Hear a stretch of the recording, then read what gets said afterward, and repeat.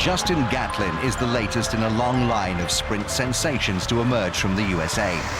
Gatlin got a good start. Look at this man coming through now. Gatlin. What a fantastic performance from Gatlin. It's all about Gatlin. Ultimate goal is to be one of the best sprinters in history. And what a fantastic performance from Gatlin. And look at the time. Is the American leading the Jamaican at the moment? He knows he is the world champion. Justin Gatlin is the world champion here in London. And we are back with another episode of Ready, Set, Go. You know my boys in the building right now, man, with that Fast Unlimited shirt. And I got that Prime Royalty on. Y'all show some much love, man. The bearded wonder himself, yes. Rodney Green. Yeah, man, I just like to thank everybody, man. You know, like I said, we out there working hard in this holiday season, man. You know what I mean? We out here getting you guys content, but we really want to let you guys know, man, this will be our last episode, our last live episode for the year, and we'll be back January 9th of 2025, God spare life. That's January 9th. So you know what that means? January 9th. You know what that means? Happy holidays. We hope that you bring in the new year well. Mm-hmm. And for Christmas gifts, you don't know what to get the person for a Christmas gift? Go and get them a Ready, Set, Go book, Get them that Ready, Set, Go. Ready, Set, Go in the building. Yeah. So if you get a chance, check out Amazon. Ready, Set, Go. Bestseller on Amazon right now. We're moving up the charts. We're about to go to New York. So congratulations, man. Congratulations, man. I just definitely want to give you kudos on that. Appreciate it, man. Appreciate it. Yeah, right. So let's get into it, man. Let's get into it. We had a few things that happened. No, not a few things that happened, but a few things we want to really try to go and talk about this on this episode. Some relative, some unrelative to what's really going on. But I noticed to the World Relays, they have just added the mixed 4x1 relay. Now, the only thing is, the construction of it is going to be, I wonder how they're going to construct it, because I remember when they first introduced the mixed 4x4 relay, they had, you could construct the teams that ever look crazy, and then you have that one clip of Michael Cherry running down old girl from Poland, but he runs fast by her. You know what I mean? Our friend at the final leg pointed that out. So I'm wondering how they're going to structure it. Are they going to do it man, man, woman, woman, or woman, woman, man, man? Or man, woman? Or how are they going to structure it for the teams to set them up? How would you structure it? I think the most educated way to set it up is going to be woman, woman, man, man. Because it'll be an easier transition from a woman who's starting to giving it to another female, and then a female bringing it into a guy, and then a guy delivering it to another guy. Pause across the board.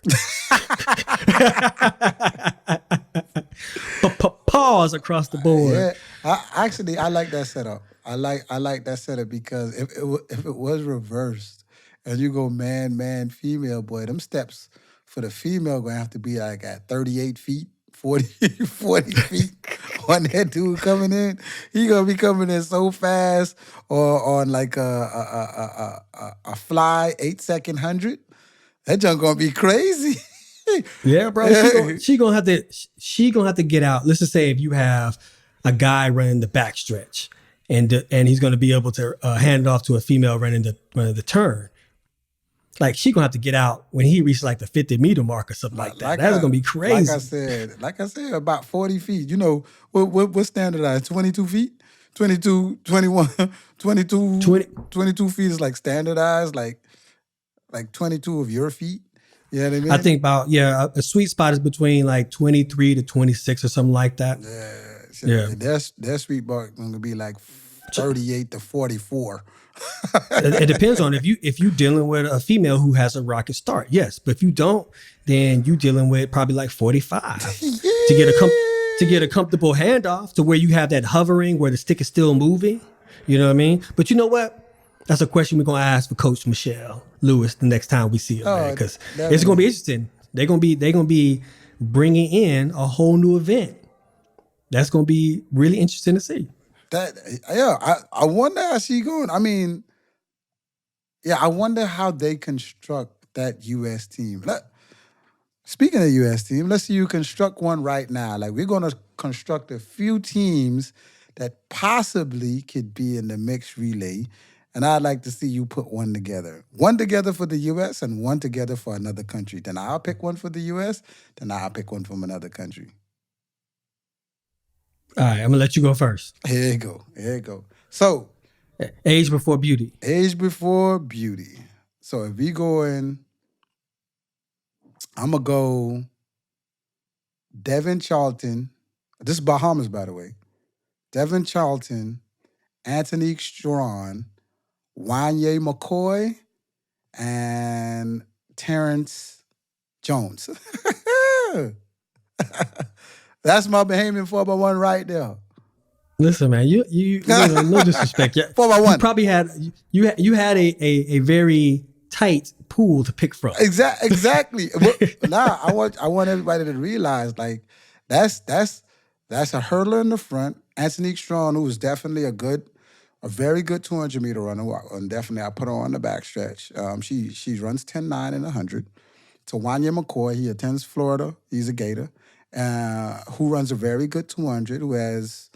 Who's ran? I think he's ran 20 flat in the 200, maybe 19.9. I can't remember exactly.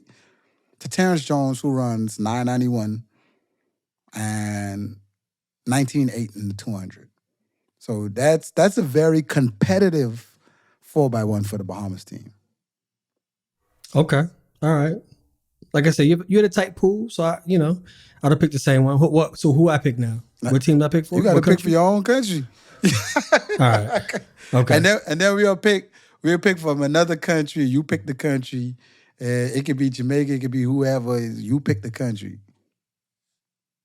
Out the hole. Who you going out the hole? Who's blistering out the hole? Oh, you gonna go with the obvious. You gonna pick who always is obvious.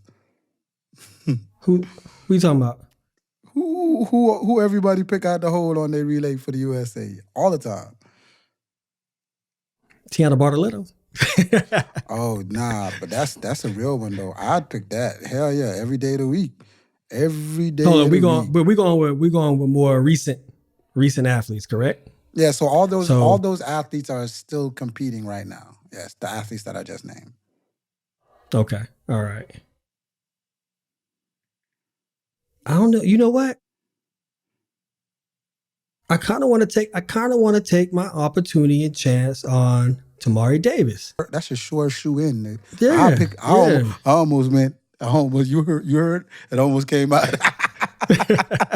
That's a sure shoe in, my boy. That's what? That's a must have. Yeah, I'm gonna go Tamari. Someone who manages the backstretch, I think, really well. I'm gonna go with Gabby on the backstretch. Okay. Handling the turn, I'm gonna say, because he's not a fast starter, so I think it would be a really good mesh of her top end and him getting out. I'm going with Arian Knighton on the turn, and then handing up to Noah, man. Close it, bring it home. I think that's a equalizer team right there. That team is gonna shut it down. I think that's a really good manageable team. So I'm gonna go Great Britain with mine, man. I definitely will go out the hole. I'm gonna go Dina Asher Smith. Then I'm gonna definitely go to Darren Nita. I hope I'm saying your name right. Then I'm definitely gonna go to Zarnell Hughes, to Louis Hinchcliffe. He gonna bring that boy home, boy. That boy. I like that. He gonna bring that boy in. That boy be running with tall boy energy, boy. I'm trying to tell you. My U.S. one would be a little different though. Let me hear your U.S. one. My U.S. one. Let me hear your U.S. one. My U.S. one, bro, I ain't gonna lie. And this might come to be surprising to you. My U.S. one, I'll go Melissa Jefferson. Okay. Dog. To Sha'Carri Richardson. Okay. To, and I just love this, to Grant Holloway, to Noah Lyles. All right. Okay. All right. Why are you putting Grant on third though? Man, I seen Grant run that first leg on third. I mean, on what's it called? What? I watched. Put the drink down. No, Run the first leg on third. I watched him run the first leg at Florida, and he executed that curve so well. You know what I mean? Like people talk about like Coleman's start, but I think Grant Holloway's starts has to be studied a little bit more. He has a superior start. So like when I say that, man, like just not to like side note for a little while, like when you watch him and Noah start in Glasgow when they were at Indoor Worlds, man, he was separating from Noah like it was nobody's business. Now, I think he has a personal best of 650 or something like that. He ran 6'5" before, but that was in college. It'd be interesting to see what he would run in the 60 now, especially with that start. That's very, very interesting. Or to see him next to somebody like Christian Coleman and see how it matches up. But I think his start definitely needs to be studied a lot more. It does, because you know he double knees down, right? Yes. He puts both knees on the ground. Yes. I remember I was doing some starts next to him in Budapest at the meet. And I was like, let me try your start, dog. It was the craziest feeling that I ever had. But he be getting out them blocks, dog. Listen, getting out them blocks. That's what I'm telling you. His reaction is impeccable, but the way he moves away from those blocks, and he has the air time and the angle, he accelerates so well, bro. So it'd be interesting to see him in the flat again. Man, Grant, I want you to experiment a little bit more, because a lot of people don't know, like, you can do so many things, you know what I mean? So I've seen him before, and he said he may try some other things, but, you know, that's just me as a fan watching him, you know, hurdle. I know he can do so much more. But anyway, yeah, I go to Holloway, and then I go to Noah. Okay. All right.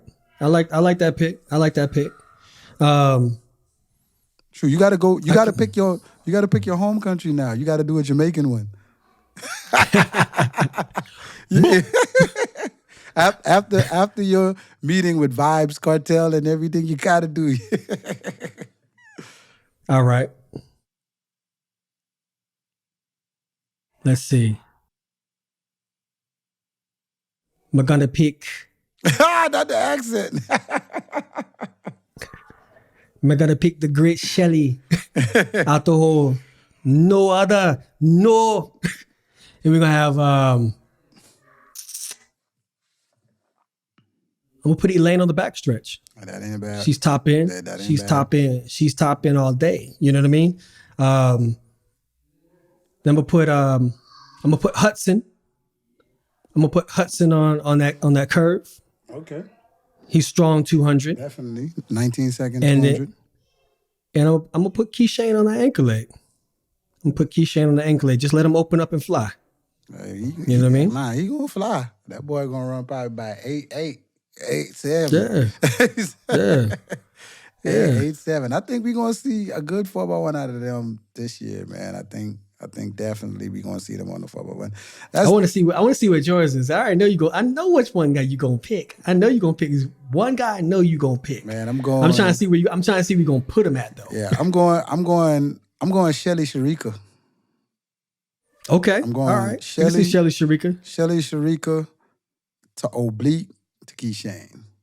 I knew you were gonna put Oblique in there. I knew Oblique was coming up in there now. That's definitely where I'm going. Speaking of Oblique, man. Speaking of Oblique said, man, he pushing somebody out that top 5 this year, man. I mean, it's gonna be you because you're number 5. But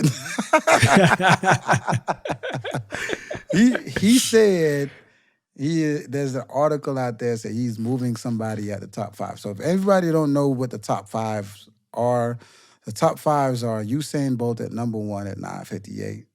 Number 2 is Tyson Gay at 69. Tied with number 2 is Johan Blake at 9:69. Then you have Asafa Powell at 9:72. And then you have Mr. Gatlin here at 9:74. Sitting at number 5 all time in the history of the sport. Now, I seen something the other day. And, we play these games of, speaking of top 5. I'd like to see, we're going to play this game of top 5 ranked women and men in their careers. Go ahead. Before we get into that, I don't get no comment on Oblique's top 5. I don't get no comment. No, I don't get, because clearly the scope is on me right now. Oh, yeah, definitely. Yeah. The scope is on me. I thought you was going to get moved this year. I thought you was going to get moved out this year, but it didn't happen. But, yeah, go ahead. Let's talk about Oblique. Listen, boy. Go ahead. What are your thoughts? I thought I was going to get moved the last 3 years. I ain't going to lie. Hey, yo, we thought Fred was going to move you. I thought either Keishane or Noah was going to move you. But, hey, you still there at number 5. Still holding on strong. So my thing is that when you weigh running to win, let's just say a championship, a medal, compared to running a particular fast time, there's two different pressures and 2 different environments, right? 2 different accomplishments. You can't take the top 5 lightly. And why I say that is because when you think about medals and podium, you know exactly what day it is. You know exactly when you got to line up. You know exactly who your opponents are. And if you execute your race perfectly, you know exactly that I can beat certain opponents around me. Now, when you talk about running a fast time, it's a little more intricate to that. And why I say that, because it dictates wind, environment, weather, temperature, how you warm up, the people you're running against. It's a lot more that goes into it. So it's not easy to go out there and say, you know what, I'm going to drop a 9.73 real quick. You know what I mean? Like, it's difficult. It's going to be difficult. It's going to be a very tall order, not only for Oblique, but for anybody who's stepping up to that occasion. You know what I mean? Like, to get out there and run as hard as you can, to run 9.7, you know what I'm saying, and diving for the line, that means that all those guys who are in top 5 would have definitely been in front of you with ease. You know what I mean? So to go out and run that time, you got to be ready. Not only ready to run 9.73, but your body got to be ready at practice to run 9.70, 9.72, somewhere around that range. So when you get into a race, when you're fighting against anxiety of race, when you're fighting against distractions of crowd or fatigue from flights, all those goes into the fact of how fast you're going to run to get into that top 5. And a lot of people, I think, don't really realize that. It's almost like that perfect moment or that perfect storm. You have to be ready on that moment. And your training has to truly dictate past the time that you're looking for to even run that time. Yeah, I definitely think that's a definitely good take from yourself, especially somebody who's done it at the level that you've done it. You speaking from how you lived it. So that's definitely a good statement.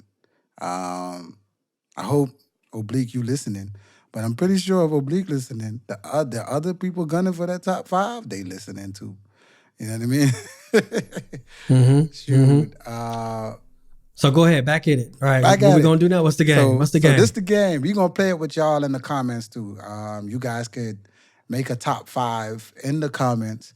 We're going to go top 5 based on body of work, longevity, and impact on the sport. For top 5 for women and men, all time, who's it going? How do you go and rank them? So, for example, I'll go first with my top 5. And like I said, this is just based on opinions, but we want to see your top 5s. I'm going to argue why they're in the order they're in and why they are my top 5 all time, whatever. So my number 1's going to be Jesse Owens. Reason being, man, he's the one who broke the Kelly barrier. You know, he was the first one out there, got a long list of medals, and he looked like us. He looked like us. No disrespect to anybody else out there, but, you know, he broke the barrier. Number 2 is going to definitely be, if that's our Wilt Chamberlain of the sport, the MJ of the sport is going to be Usain Bolt. I got him at number 2.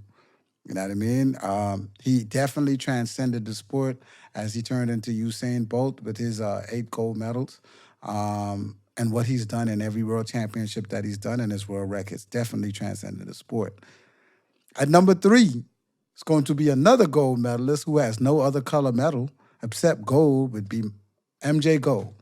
Number 3 would be Michael Johnson. You know what I mean? For, his feats and how he impacted the sport, he's still remembered to this day with the gold shoes and everything.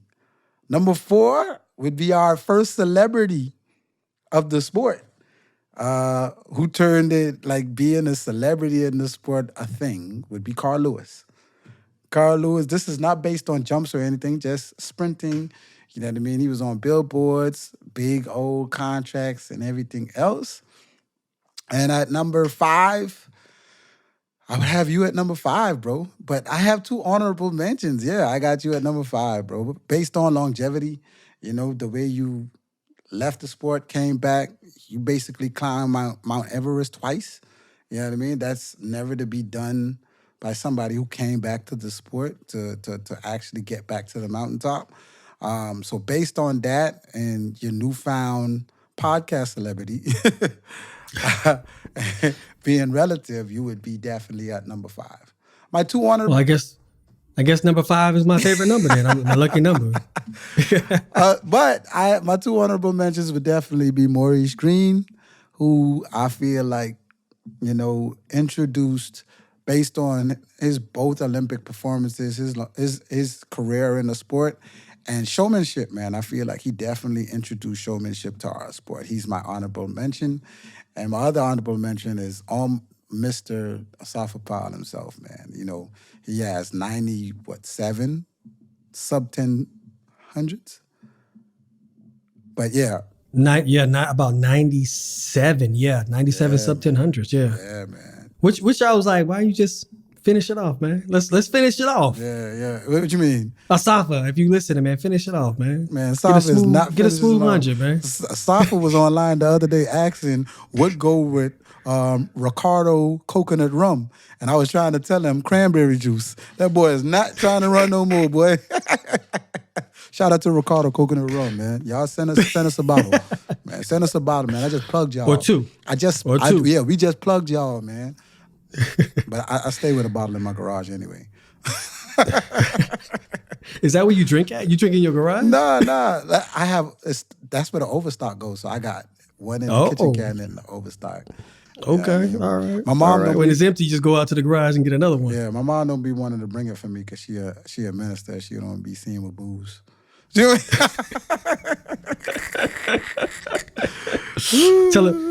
all she gotta do is say it's to be able to lure the demons in so I can be able to bless them. That's what I told her. I said, man, you could be Pastor Cavossier. Hey, Mom, I'm just playing. Everybody, y'all don't say that to my mother, man. Hey, look, Mom, I love you. That's my prayer warrior. She cover all the children with the blood of Jesus. Anyway, moving on. Moving on. Let's go with your top 5, man. All right. So make it clear, myself and the audience realize that body of work means the work that you have put out, and pretty much most of these people who are retired or they've gone on years before to put this work together, right? So most of the people are not going to be still relevant in our sport, right? For the most part, right? Common sense wise. So starting off, I'm going to say that Bolt is number 1 for me, right? For what he has done. Not only being the record setter that he is, but he's brought a rock star mentality to a sport that really didn't have it, to begin with. So watching what he has done and what he has accomplished, I feel like it was one of one. Physically and when it came to his persona, what he brought to the track, one of one. Second one is obviously one of the childhood favorites in our era. It was going to be Michael Johnson with the gold shoes. He set the trend to where not only was he famous for what he has done on the track for the 200 and the 400, but he made his damn shoes infamous. Like the gold shoes have its own fame. Yep, you know what I mean? So that was amazing feats that he accomplished. You know what I mean? My number 3 would be Carl Lewis. Obviously, reading more about Carl Lewis and knowing what he achieved through the sprints, his body of work, consistent going out there and running and being dominant through that era. It was a very important era for track and field too, through the 80s, to where he forced it to be a star. You know what I mean? Helicopters, limousines, music videos, billboards, fur coats. fur coats, all this kind of things like that. Ads with Pirelli, like he forced the world to perceive him and look at him like a star, you know? So number 4 would be myself. I would say the reason why I say myself is because anything that you could see that's accomplishment in track and field, I've done it. It was like a bucket list, from Olympic gold medal to world championship gold medals, and the 1, the 2, the 60, sometimes doing it more than once, with record, being on a relay team that has broken the American record. I've done everything you can probably think of in our sport. So I put myself there. Number 5, I'm going to put Asafa Powell. I'm going to put Asafa Powell because I think that, and it was a hard one for me because it was a very close one between him and Maurice, because I feel like Maurice was like almost like Neil Armstrong. Like he was that first dude that really walked in the moon. He was that dude that broke the barrier for us to believe that running sub 9.8 was a thing, that you could do it. So when he went out there and broke the world record and ran in 9.7, it was like, wow, like he did something that no other human has done in that era. And I think it opened up our minds and kind of opened up the fact that we can train to achieve that. Now, once the gate was open, clearly, you had people like Asafa Powell to come in and run 97 sub 10s. You know what I mean? So to watch him achieve that in the body of work and the longevity of the career that he had, to be able to run that fast for that long, I felt like that was an amazing feat within itself. And I still wish that he ran 100 sub 10. So I will always get on him about that. Man, you should come back to run a couple more sub 10s. Man, that boy is sipping on that. What he gave us in Jamaica, he gave us that. Listen, apple vodka and ting. Listen, boy. If anybody, you ever see him out and you want to say, hey, big ups to Asafa Powell, and you see him, get him an apple vodka and ting. Yeah, that's his go-to. That's his go-to. That's his go-to, man. And I don't even drink vodka.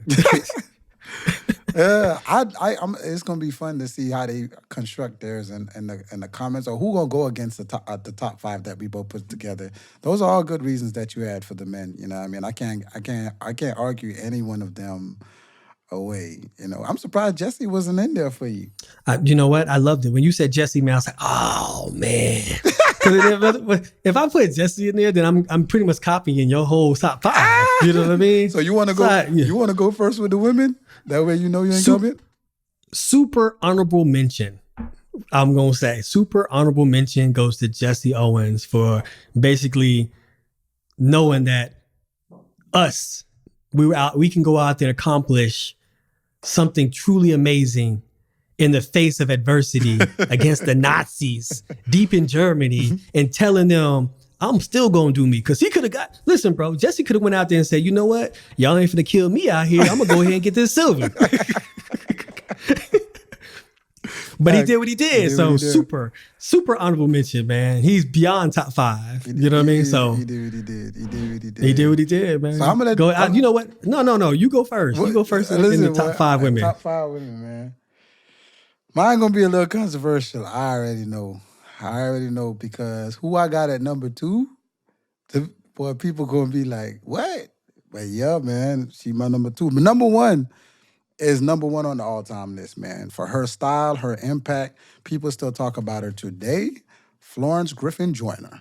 Man, those nails, that hair, the tracksuit, the one-legged tracksuit, man, she is still influencing track girls today, and God rest her soul, she's been gone for a while. You know what I mean? So her impact on the sport and what she's done, she's number one on the all-time list for a time. She's number one for her career because I heard like she stepped away. She was working for a while and then came back and dominated the sport. Like it was crazy. You know what I mean? Her style, man, like how she dressed off of the track, man. When you look at old videos of how she talked, man, listen, that girl was a movie star. I don't care what nobody say, man. But yeah, man. Yeah. Florence Griffin Joyner. My number 2, man. They try to erase her. I get it. I get it, y'all. Marion Jones, my number 2, man. I don't care what nobody say, man. Marion Jones, my number 2 for her impact on the sport, man. Marion Jones moved the needle, man. She had dudes, she had girls wanting to be here, and dudes was getting them spikes that she had, man. The little zip in the middle with the little shark skin with the silver on the side. Like, dudes was excited to get that spike, man. I remember that. The Salars. Like, dudes was like, yeah, I'm running 200 of these. Like, dudes didn't even care. That's the first time I seen dudes was okay with wearing a female shoe. Back then. You know what I mean? Like, it was a female shoe. But dudes was okay with it. Marion's impact on the sport. Marion had to been on like 25 magazine covers. I mean, yeah, she did what she did. Do I believe she needed it? No, I don't think she needed it. I think she would have did what she did without it. But controversially, I know like y'all gonna be in the comments and in my DMs with this one. But number 2, I don't care what y'all say. They can erase whatever. You go watch Marion from Chapel Hill all the way up, man. That girl is extraordinary, man. She was inspiring. Right? So I'm gonna just go there. I know that's gonna be controversial. I already know it. 3. My number 3, man. My number 3. Man, I'm a big fan. Everybody know I'm a big fan of this lady, man. She was the first one to do it before Elaine and Shelly Ann. And she did 2 events. But we going with sprints, man. Gail Devers, man, for the nails. Her hands down with the knuckles down, you know what I mean? Like, she showed us how she do it. Gail Devers, man. Gail Devers, her body of work, 5 Olympic games, bro, in America. Now, I'm going to go ahead and say for any other country, it would be a lot easier to make those 5 Olympic games. But to make 5 Olympic games from America, that right there, because that's an Olympics and Olympics. Like, you banging and banging. You know what I mean? So, you know what I mean? I want to say she won the gold in 90. And what I'm saying before Shelly Ann and Elaine did it, she did back-to-back, man. She won 92 and 9600. You know what I mean? So she's definitely there for her body of work, for her impact. And a lot of people, she is one of one. There's not another one like her, even though I think there's still another one out there that could be her, or another 2 or 3. So, you know, I put that out there. She's my number 3. My number 4 would definitely have to go to Shelly Ann Fraser-Price, man. Listen, her body of work to go, leave, have a baby, come back, and get back to the top of the sport, get back to it. Shelly Ann Fraser is definitely, and her impact on the sport with all the little wigs and, you know, her smile, the mommy rocket, you know what I mean? She's a brand in itself, you know what I mean? I just want to say, the funny thing is, I think her career gets shadowed a lot because a lot of the things she did was parallel to Bolt's. And because Bolt is who he was, so big, it kind of shadowed over what she was doing at the same time.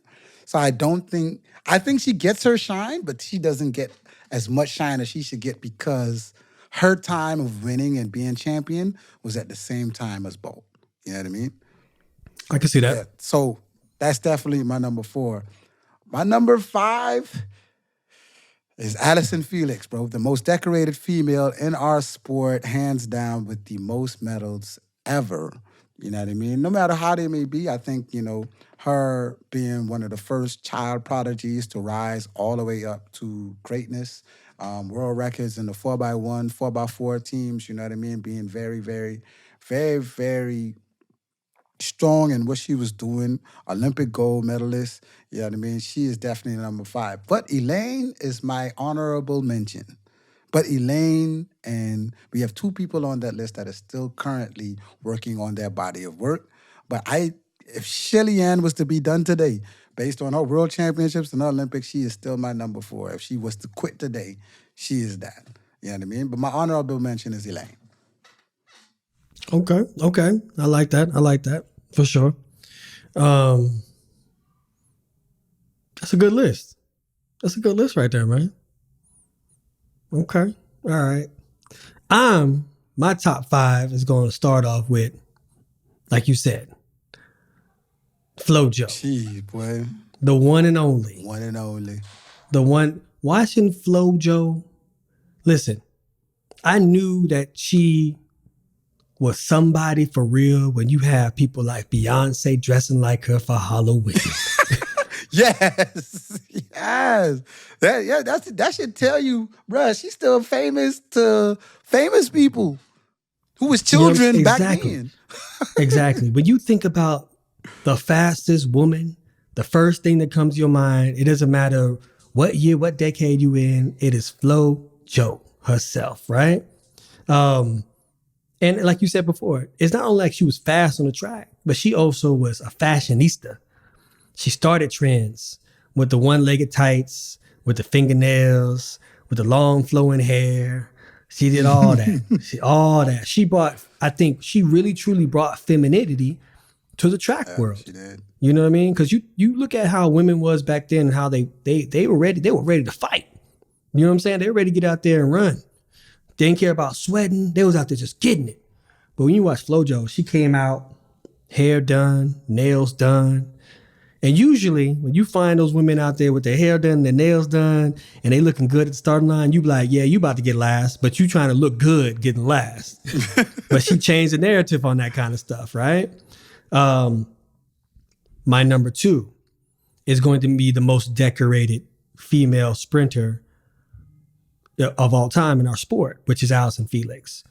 Also knowing that her longevity in the sport, we started at the same time, we finished at the same time. So I know the effort that it took to stay consistent in our sport through all the ups and downs, through battling with Veronica, right? In the 200 early in her career, to going to run stride for stride with Shanae Miller-Weibo in the 400.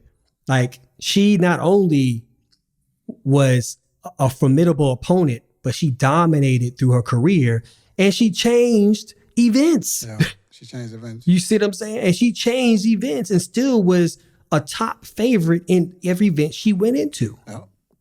So when you look at something like that, like, you have to give that as a top 5 for sure, right? My number three is Miss Gail Devers. Miss Gail Devers herself. Gail, baby. And she Auntie falls right into that same category for me as FloJo. And why I say that is because she comes from an era where athletics was it for females. Basketball wasn't even a big thing back then for women. So it was only running. And she did it at a super high level for a long time. 5 Olympics? That is crazy. 5 Olympics. You usually find athletes who do 5 Olympics, and it's easy for them to make teams for whatever their country they're in. And usually their country is kind of like pushing them on the Olympic team, like, just go ahead and make the team because we really ain't got nobody to compete. But to be able to make the team 5 times in USA, that is a challenge within itself. Then go on to win and get medals and win 2 golds back to back. That is impressive itself. I truly believe that she is one of a kind. And just the other day, I saw her taking a picture with Oprah. Mm-hmm. And she was taking a picture with Oprah. You understand? Like, I can tell before they even shot the picture. I think she was with Gayle King too. Mm-hmm. It was Oprah and Gayle King, right? I think it was Raven Roberts. No, it was Gayle King. Okay. And you could tell the way they took when you take a picture with somebody, you could tell like they know who they're taking a picture with compared to like, I'm just taking a picture with a stranger. Mm-hmm. Like, you could tell they knew who Gail was. Gail Devers meant something to women throughout her career. You know what I'm saying? And I think what she accomplished still stands today. And being out there at Athlos and watching these powerful women who have been in movies and written books that we've watched, movies that we watched, books that we've read, Miss Rhymes, like they know who Gail Devers is. So accomplished females recognize what Gail has brought to the table. So that's why she's in my top 5. Shelly Ann is going to be my number 4. And like you said before, I think the body of work that she put out from 2008 to now, like watching her, like it's almost like every year she looked to evolve, and she did. I remember watching her run 10.8s and dropping into the 10.7s and going 10.6. Like she had to fight for that. And she had to fight against her own countrywoman to be able to accomplish those goals. And that brings me to my number 5, which is Elaine. Elaine, went out there and she achieved what a lot of people wish to achieve, to be able to go and become Olympic Elaine, like we call her, man. Going out there. Yeah. When the Olympics come around, she was on fire. She came out, got the double, the 1, 2, came back, did the same thing in the next Olympics, the 1, the 2, don't play. That's my top 5 right there. Any honorable mentions? Honorable mentions, you know what? I'm gonna go with yours. Marion set the tone for women, and anything that Marion has been through, she went through, right? She's here now. She's back in social media. You know what I'm saying? She's out there speaking her truth. I think that the fact of when you watch what she accomplished through her career, she was at a point where she was women's sports. The only person that you could think of in that time frame that really stood out as a name was Cheryl Swoops, the basketball player. But Marion was Marion. And women wanted to be like Marion. Hell, there was dudes that wanted to be like Marion. Like you said, I don't even think today, if a female came out with her own shoe, do you think a guy would wear her shoe? I mean, no. Yeah, somewhat. Who? I don't want to get out of here, man. Get out. I mean, some would. Nah, maybe some would. But what I'm saying is, it felt like an accomplishment to go out there and say, man, I got me those Solars. Yep. You know what I'm saying? Like I rocked those Superfly 2s that she used to wear with the silver, with the patent silver with the yellow, with the yellow strap. Yeah, with the yellow strap. Yeah, dog. Yeah, with the blue. It had like 10 spike plates or 10 spike holes on the bottom. Or that's my favorite spike. Listen, your cat. That's actually how I kind of fashioned my G5s after. That's why I have my strap across the front. I was like, these cold, listen, boy. them things used to have you up on your toes, boy. Your gastrit and calf, boy. That thing used to be like this, boy. That shoe was crazy. That joke was crazy. But you were tiptoeing down that track. I tried to tell you, but you was moving though. Look, I remember those spikes, man. That was a good time. Look, in our sport now, because everybody who's in our sport right now, who's currently still running, there's still some of them, a lot of them, their story is still being written. I think the people who's already impacted the sport already or impacting it and moving it into another direction, some don't have to say much and they're doing it. Like Sha'Carri Richardson doesn't have to say much, but she's definitely transcending the sport, man. I mean, I've seen her on magazines, billboards. She's inspired so many little girls, and like you ask any little girl who they want to be with, and it don't matter their color or creed, they're like Sha'Carri Richardson. Like, and that is crazy just to have that kind of impact. You know what I mean? All across the world. You know what I mean? And I mean, she doesn't do a lot of interviews. She doesn't talk very much. She does a lot of her talking on the track. So, she to be that inspirational, I think she's like, next to Marion Jones, I think she's probably the next biggest female that's of that caliber that's going into that type of trajectory. For males, I would definitely say he's carving out his own lane. It's definitely going to be unorthodox the way he does it. But I think Noah's on his way to creating his own lane to being what he does for the sport and how he transcends it also. Because he's not thinking of himself as just a track athlete. He's thinking of himself as more than a track athlete and what he can do to kind of blow himself up and I guess drag track and field with it. So those are the stars, I think, like as of right now, who are as impactful as some of the people we named in our top 5 who can move some of those people out the top 5 in the future. What we got next? What's up? What we got?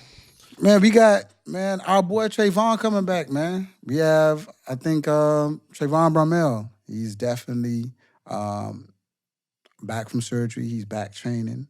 I wonder how he's at 7'6", 9'7", I wonder how healthy will he be. I wish the best of health for him. And what does he think about coming back into the fold of, a bunch of these guys running fast? What is he going to say? He does most of his talking on the track too. You know what I mean? What you think about him coming back?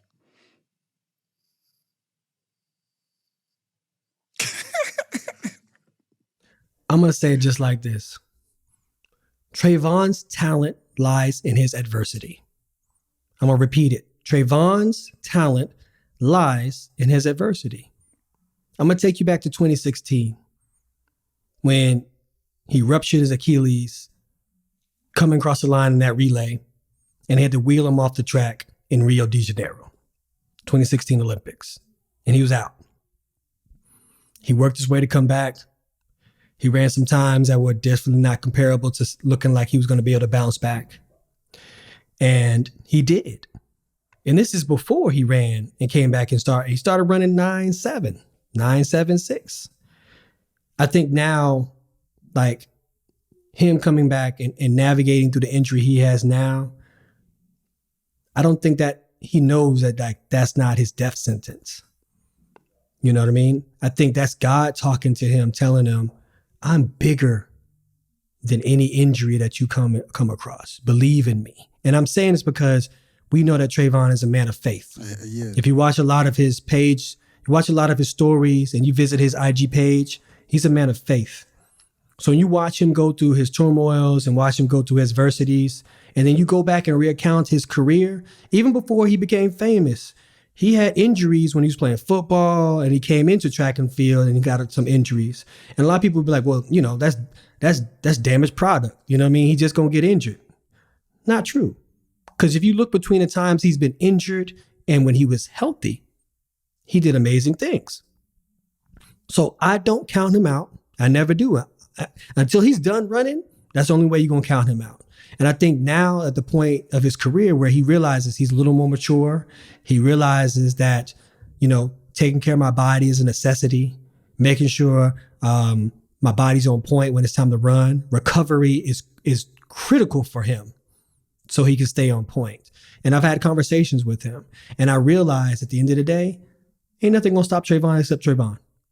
So I really truly believe Trayvon's going to come back and going to do what he's supposed to do. And you're saying that these guys are running fast.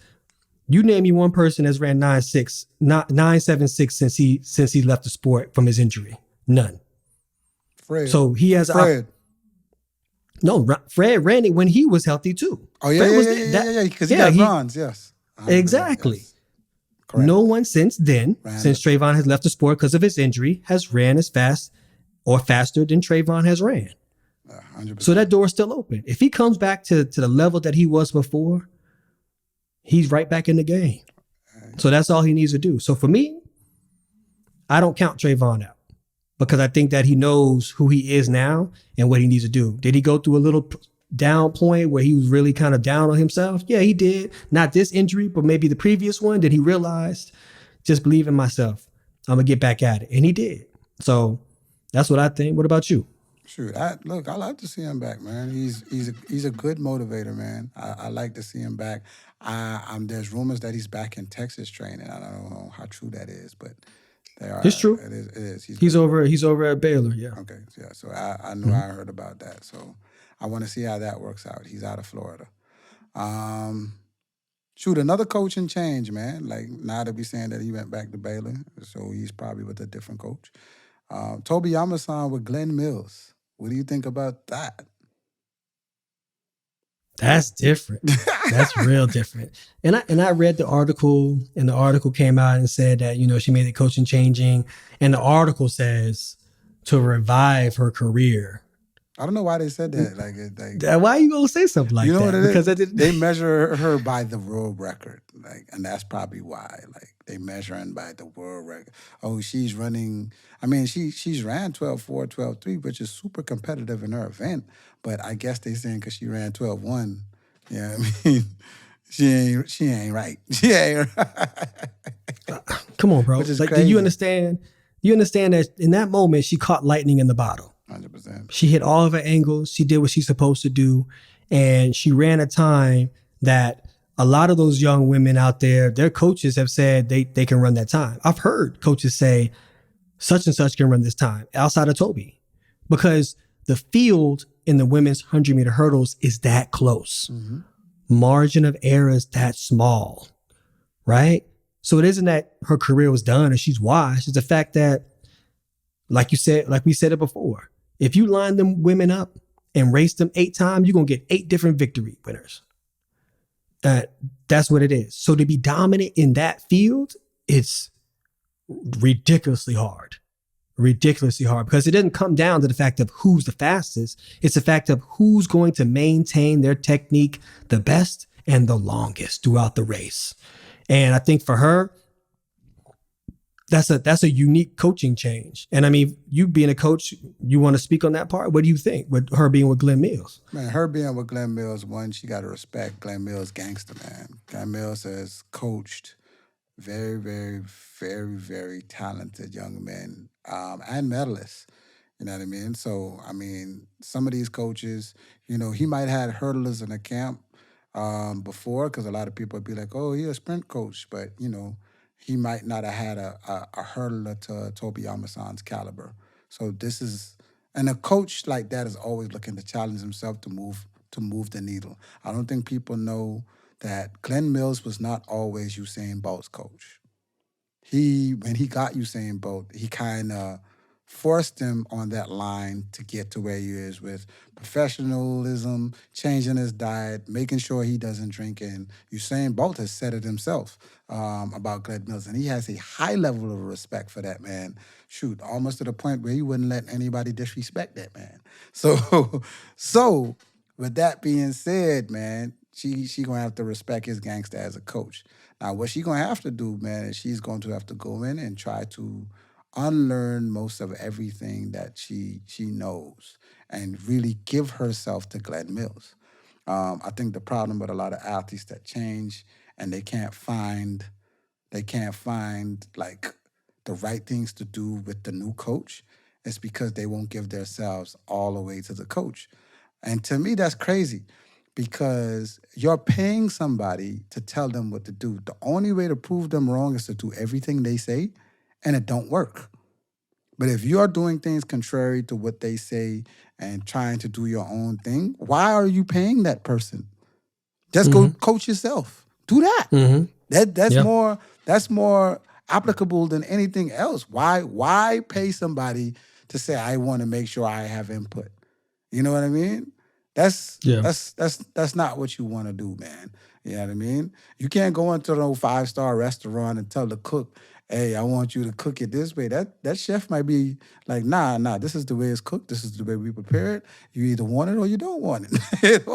You don't want it. That's what's going to happen when you're at that level. And Glenn Mills is at that level to where you want to give yourself fully to him, see what he does, and then if it doesn't work, then you can have a conversation. But another thing, a lot of people don't know, it takes about 2 years for like a coaching system to get cured into your body. You know what I mean? You have a lot of people who jump ship out of a coaching situation in just 1 year. You know what I mean? Some things might work, but that second year, like, and I've seen it time and time again, like shoot, from coaches and athletes, that second year, man, they just evolve and blow up. So that's just my take on that. Yeah, they get acclimated. Yeah. They get acclimated to the system. The body gets acclimated, and they start believing in it too. Yeah, and they understand the coach's expectation also. Because now in the first, you don't know what the expectation of the coach is, and they understand that that second go around. Yeah, true. We have a new podcast that's in the track and field world, man. Yeah, man. We want to share everything track. We definitely want to be track ambassadors, man. We are not competition to anybody's podcast. I don't actually want y'all to think that or anything. So that's why we share everything on here. But go ahead. What's the name of the podcast? Beyond the Records podcast with Ryan Benjamin, Grant Holloway, and Noah Lyles. Yes. And it was a great podcast. I watched a little bit of it, man, where they actually, instead of like talking about like a lot of their accomplishments, they talked about most of their struggles, like, and what they went through, man. And that's a part of the sport that I don't think get highlighted enough, because it is a part of our sport. Even when you're climbing that mountaintop, you will go through disappointments. And those are a part of your journey and your story. That's what makes you great. Like, people don't understand that. You know what I mean? Mm-hmm. What you thought about that podcast? No, I think it's good. I mean, to be able to, the audience doesn't get an opportunity to sit down and really listen to how athletes talk to athletes, right? So to sit down and listen to athletes who are still in the sport, Rai, Noah, Grant. All gold medalists, by the way. All of them gold medalists. All gold medalists, by the way. Olympic gold medalists. Olympic gold medalists, all in the same Olympics as that too. To really sit down and listen to how they talking amongst each other, I think is a rare opportunity for the audience to really know that part, you know? So I think it was pretty cool, bro. I want to see exactly what they're going to do with it, what direction they're going to go. They talked a little bit about, which I think is a better race, a more competitive race and a better race to watch, is Grant Holloway race against DK Metcalf. Dead. DK Metcalf, dead.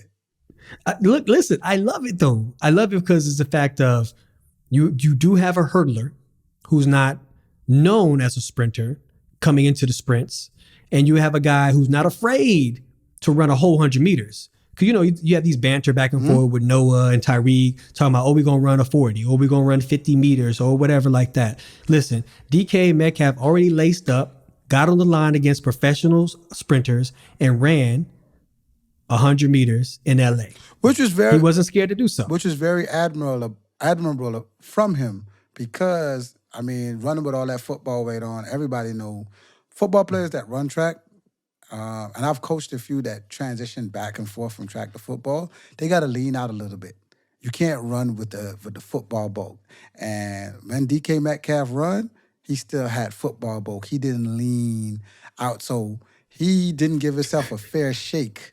Even though he ran 10:30 and like he closed the gate, he didn't give himself a fair shake. Do I think DK Metcalf is faster than 10:3? Hell yes, kid. I think he can be very competitive. Hell yes.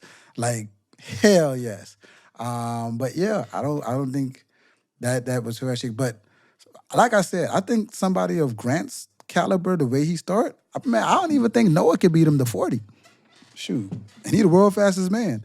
But that start, I'm trying to tell you, go back and look at that video of them dudes doing block starts, boy. He was giving that boy the business. Now, what I want to see is that race Grant told us about 2 years ago, him and Rai, the exhibition race, the 200-meter hurdles. I want to see that. Rai Benjamin, Grant Holloway, 200 meters, who better?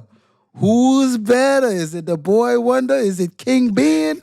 Who's better? And you know they homeboys. I ain't trying to put nothing in between y'all. But 2 years ago, y'all told us that this would happen. That 1v1.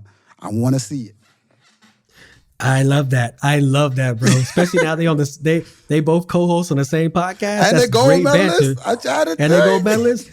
I think y'all should go for it. Y'all should set up the 200-meter hurdles. Bring that 200-meter hurdles back. Jesse Owens used to run that thing. Go ahead, y'all. Put that thing together, dog. Yes. I want to see it, man. Yes. Who want to sponsor it? Who want to do it, man? I want to see that 1v1. We could have a meet with a bunch of 1v1s where we explore a bunch of these 1v1s, the dudes who talking back and forth. But that 200-meter hurdles, boy, I love to see it. I love to see it. But my money on Grant though. I ain't gonna lie. Rai gonna have to make it up on that back end. I think Grant gets away, and Rai runs out of real estate. He's gonna end up running him down, but he'll run out of real estate. You think so? Listen, You think and so? the funny thing is, Grant ain't really no slump. Like, we talking about Grant who could actually split 44 in a 4x4. Like, he's the equivalent to like daggone, what's the Christian Taylor, man. He could do it all. Oh yeah, that's true. He That's could true. do it Yeah. all. I don't know what it is with them Gator boys, but them Gator boys could do it, boy. I don't know what's They in do the it all, water. dog. They could do it all. They do it all. They do it all, dog. But I'm gonna give you this face right here. You know, I'm gonna give you this face right here because the last time we made a bet between Warholm and Duplantis, you had inside information. Hey. I should have locked your ass up. You had inside information. Look, man. And you ain't share that inside information with me. You let me go out there and take that bet, knowing that Bondo used to run the 100 when he was in high school, and I think he was a state champion too. Listen, so when you make bets like that, boy, you gotta keep things covered, boy. You gotta keep the lid on. You gotta keep the. But I think that'll be a really competitive, entertaining race to watch with both of those guys. I think we should get that.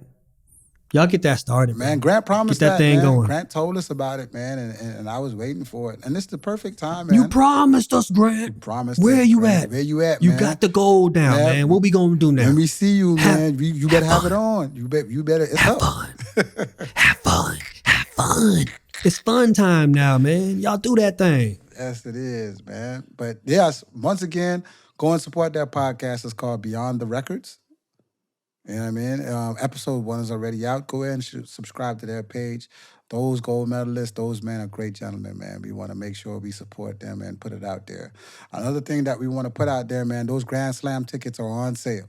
Go ahead and support the Grand Slam track, man. Everything track we want to support and be positive of, man. They are definitely on sale for all locations. So go and get your tickets for Grand Slam track.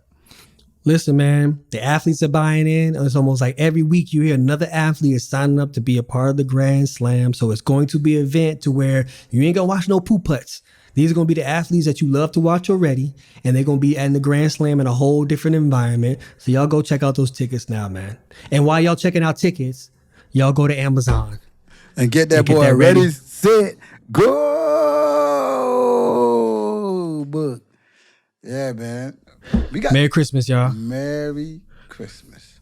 Man, we gonna go over some hot takes before we get out of here, man. Some little quick hot takes, man. You seen one of my hot takes, man, is when I went to Fred Page, man, I seen Fred with a baseball bat.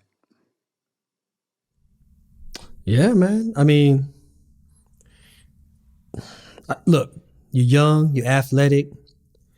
If you feel the sport isn't giving you what you're looking for, meaning track and field, you have time to go into other sports.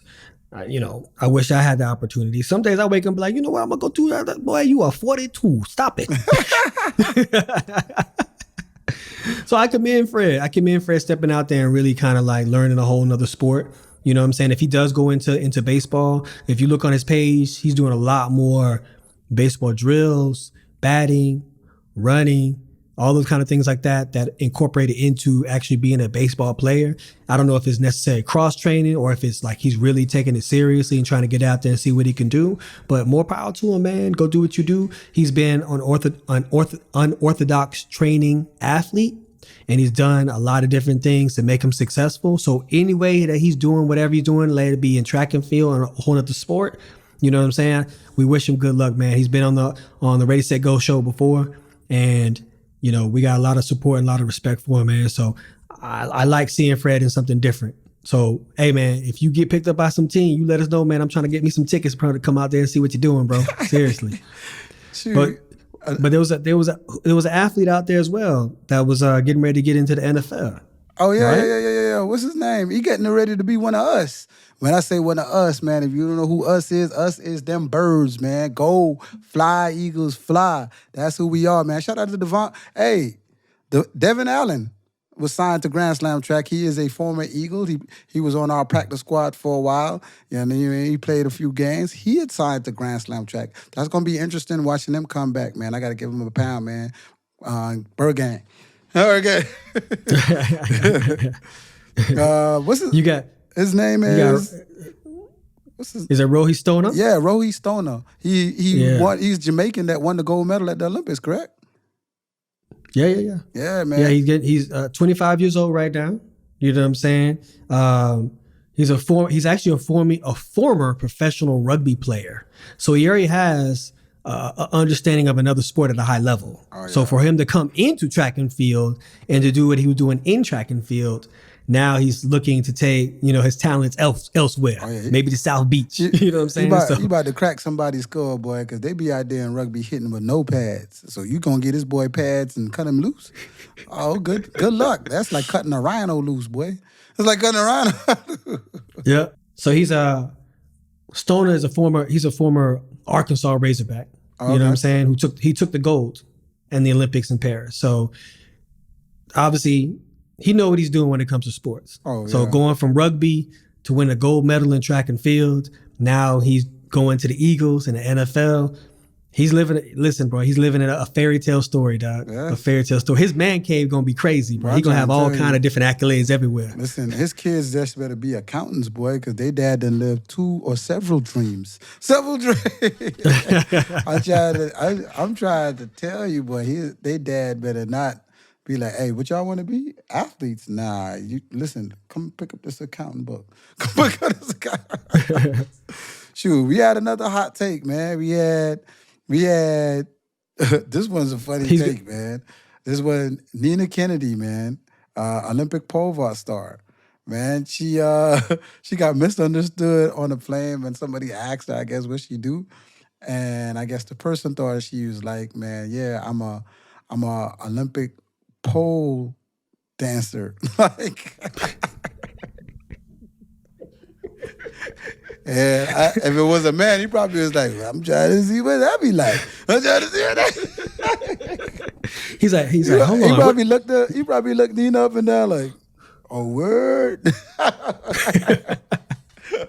That's crazy, man. Can you imagine, Doug? Someone saying, oh, excuse me, what? Are you an Olympic pole dancer? Like they had it? Like he probably had that? He probably was on his phone like, YouTube, let me see Olympic pole dance. But that's man, funny. That's crazy. Anything to attract attention to our sport, man. That's some of the hot takes, man. Was there any other hot takes that we see, man, that was funny? I gotta say though, that makes me laugh that people misheard her or somebody misheard her as an Olympic pole dancer. Because I'm thinking that someone thinking like Olympic spinner. No, Olympic sprinter. Yeah, sorry. Yeah. What else we got? Hot takes. Man. Mondo made a comment about kind of piggybacking off what Michael Johnson said when it came to saving track and not necessarily saving field, So, he said he identifies as a pole vaulter, you know what I'm saying? So listening to him, he really felt like, hey, I'm a pole vaulter first, and that's what I'm here to do. So, what do you feel about that? I think he's trying to just stay in his lane. I mean, Mondo is famous in his own right. You can't, he's probably the most, well, on this side of the world, I can't say he's the most famous. I guess so, yeah. The world record holder, medals and everything else. He is like one of the biggest stars in our sport. Even when you include the sprinters know who he is. Like people know who he is. They be like, oh yeah, the dude with the pole vault. And then he has the sponsor in Red Bull in which they know what to do with him. They have they do other things outside of just pole vaulting, like what he can do and how they come up with stuff like that. You know what I mean? So I think, like I said, I really do feel like for field events, we just got to be creative for the other side of the sport, not splitting it, but just being real creative on how we can really sell the field side a lot better on track and field. I'm not saying that we're not selling it. I'm saying sell it a lot better. We can box that or package field a lot better than what we're doing right now. So, you know what I mean? So yeah. I think that's the thing that we need to focus on. No, I agree with you 100%. And I mean, that's basically where he's coming from as well. go out there and handle business, it has to be sold differently, you know? So let's see. Is there anything else? I think that's what we got, man. Yeah. Man, if that's what we got, man, we definitely want to make sure you guys remember. We'll be gone for the rest of this season, but we will be back, God spare life, January 9th of 2025. That will be the opening. I mean, some people have already started running. Some high schools already ran a few indoor meets. Some colleges already ran their first meet. You know what I mean? That will be our hot takes of the indoor season for the collegiates. Let's not forget we have Indoor Worlds next year, so we'll get to see which one of our stars will be running Indoor Worlds, but we will be back on January 9th. But for right now, we thank you guys for supporting our show. Make sure when you watch us on YouTube, man, I've met 3 or 4 people that watch us on YouTube that didn't subscribe. And all it takes is a little click. Once you open up that page and you're watching us on YouTube, just click subscribe. It doesn't cost you anything, but we really appreciate the subscription. I've seen these people in the street. I looked at their phone, just like, oh, I watch it on my phone all the time. Oh, I thought I was subscribed. And you just click that subscribe button. And if you like us, and go ahead and watch us. But until next time on our show, we appreciate everyone on Ready, Set, Go! Go!